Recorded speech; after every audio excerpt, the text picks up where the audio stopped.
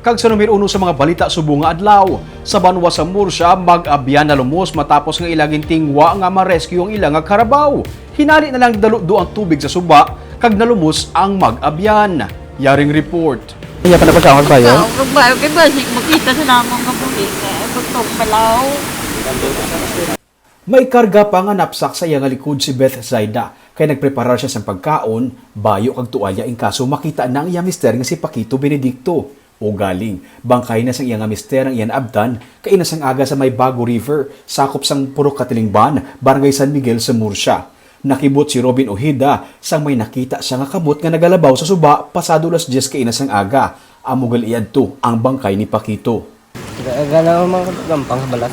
Gampang dason? Nakita ko sa Ano nakita mo una? kamot lang niya eh. May kamot nga nagalabaw. Dason? Ipalpitan mo? Yung tawag kong mga ukot eh. Oo. Dason? Yung tawagan naman sa takas. Istorya ni Beth, wala sila makahibalungan anod sa suba ang mister kagang abyan sini nga sa Puerto Untal Biyernes pa sang gabi. Diri sila sa kilid sang suba nagatiner kay nagalawig sang karabaw. Kahapon, nasapuan ang bangkay sang iabyan nga si Puerto sa Purok Calibago sa Barangay Lopezayna kag didto na lang nadiskubrihan nga naanod ang duha sa suba. Doon na kami labot sa abunan, kaya karbaw sa ngakon bata, amo na ang araw nga bata ko, iyan na karabaw, ti amo nang ginabantayan niya, kaya duwa naman lang kami mo, pensioner man sa, ti simple, ginakuha na mo, iyan naman lang sa kabataan, abi nga timbang lang kami, ti amo naman lang na among obligasyon sa among tabuhi nga duwa. Sunod sa kay Kagawad Val Colango sa Barangay San Miguel, sa ila paglantaw, posible nga naghingagaw ang duha sa pag-utod sa higot sang karabaw sang maabta sang dalukdo sang tubig sa suba. Once nga may bulos nga dako, mabatian mo na ang rinungkadol sa mga batos babaw. Hingagaw sila guro Kung samtang siguro ang rinungkadol, ibalaan nila nga may bulos nga nagabot, nagingagaw sila sa karabaw nila nga i-survive ng karabaw nila. Amo to nga napangutdan gin Manila kalat ang ilang nga karabaw. Kaya ang karabaw posible ma-survive mo lang na kung wala sa kalat mo.